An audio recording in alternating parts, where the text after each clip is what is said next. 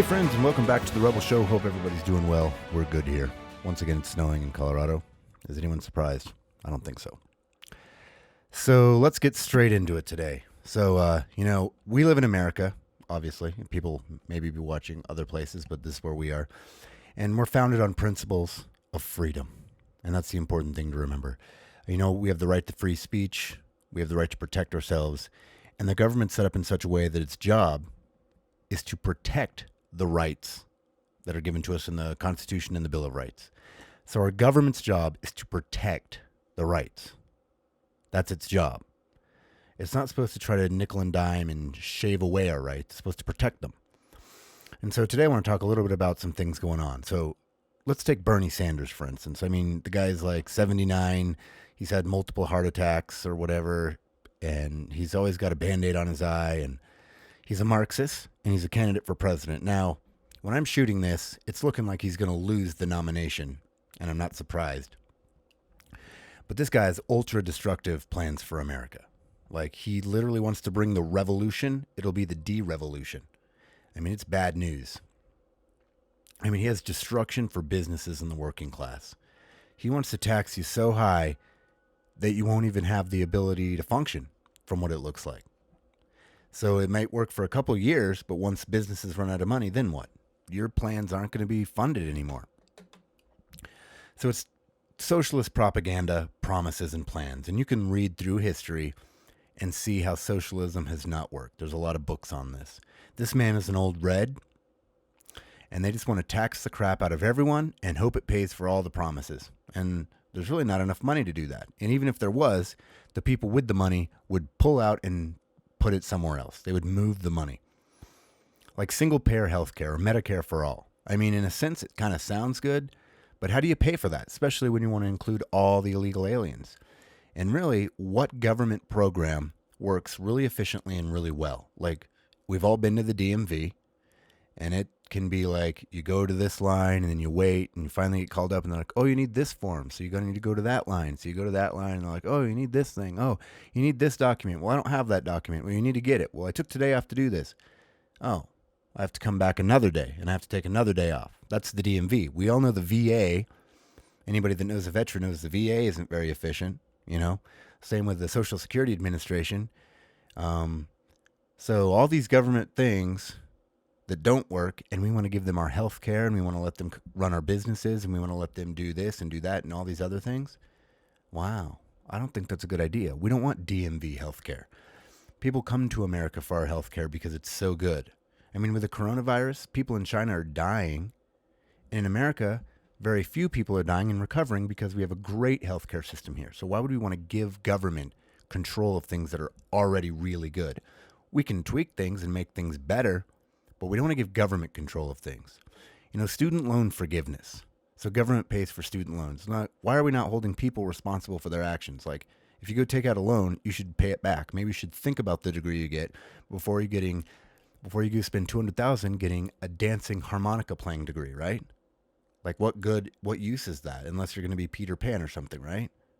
So we need to raise our children in such a way where they think through their decisions and maybe not take out a $200,000 loan. Maybe they can go to a trade school and spend $8,000 or something. So forgiving all student loans is super expensive. Plus, it takes the youth and basically forgives that, and that doesn't develop any character. It doesn't give them any responsibility. It bails them out. And what are they going to do next time they have a problem?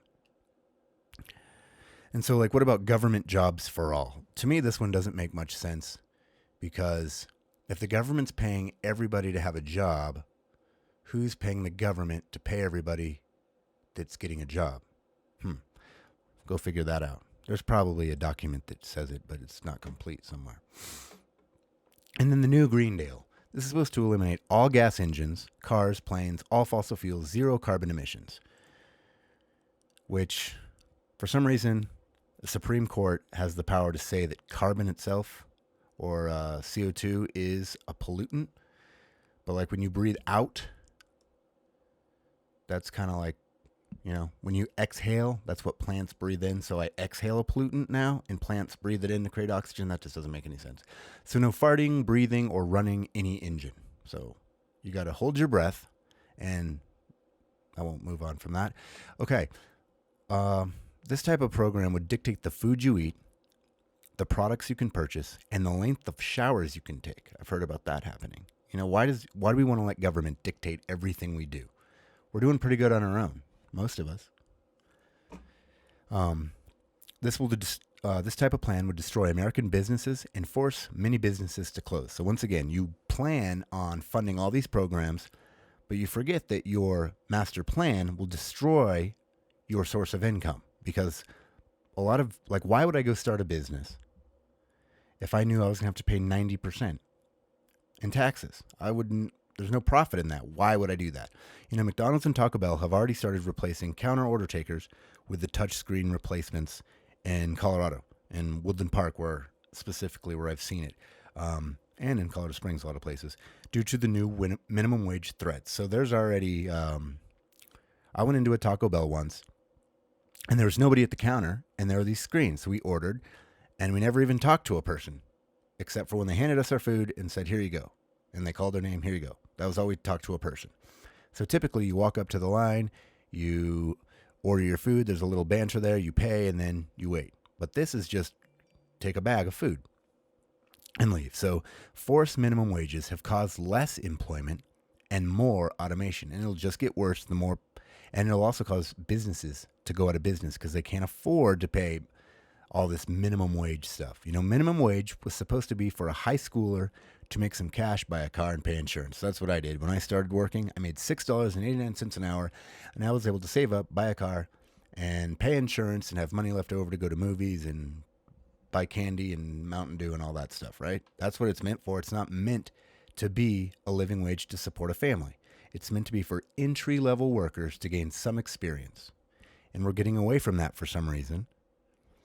Why are so many people living off minimum wage that should be working up the chain, developing more, getting raises and stuff?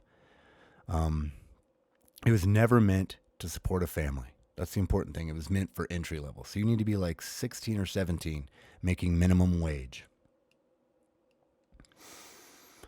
So allowing these destructive policies to overtake our way of life is bad news for the entire country. So even the people that want this because it may make their life slightly better, it's going to be worse for them because eventually it's going to fail, and the people that really need the help will have no help. America has a good economy, allowing us citizens to find and solve the problems of the nation.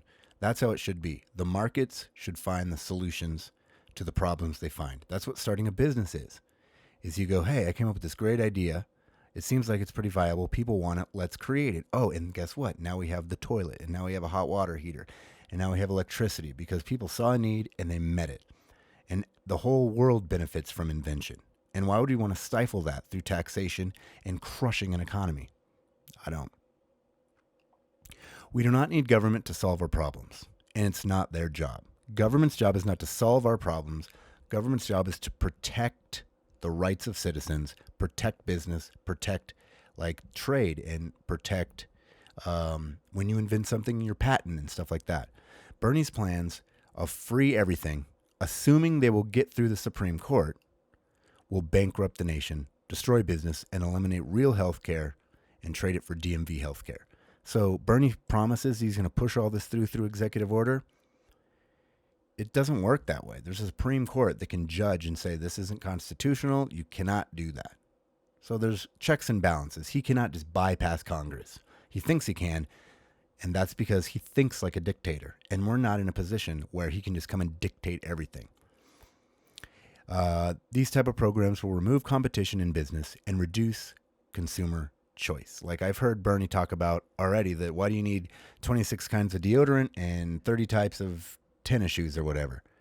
Why? Because we're different. We're individuals, and different people have different choices and different tastes and different skin needs and different feet sizes and all kinds of things. They like different colors. Maybe I don't want white shoes. Maybe I want purple shoes. Whatever.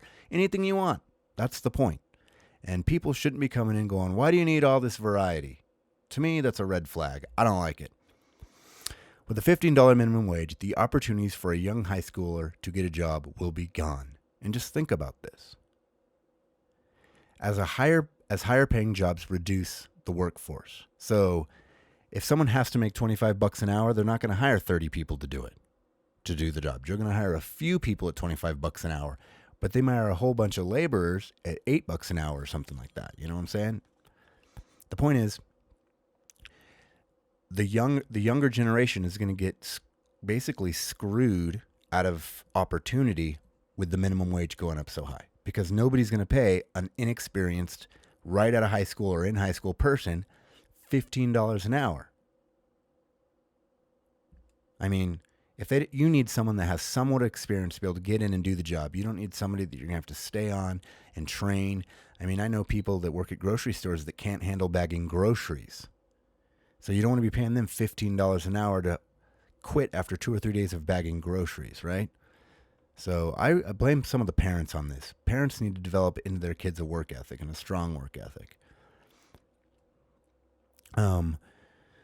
Why do people need $150,000 of student loans for a job, to get a job, right? Trade schools beat big degrees all the time. I know a lot of people that got big loans and they're struggling to pay them, and they basically work at a restaurant or something. And then I know people who go spend a year and a half at a trade school, and they're making 80, 100 grand. I mean, I know people that freelance, they make 100 grand, and they went to a trade school and they don't have $150,000 in debt. The old school college model is done. We're done. And I am almost out of time and not through the material. So we may have to do this again. So just think about these things I'm talking about. Our country's in pretty good shape. Our way of life is in pretty good shape. Why would you want to head towards a socialistic state that takes from what we have?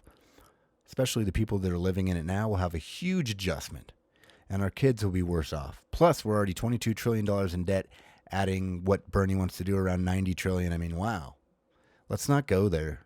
Let's not go there at all. Let's not get burned. Thank you very much.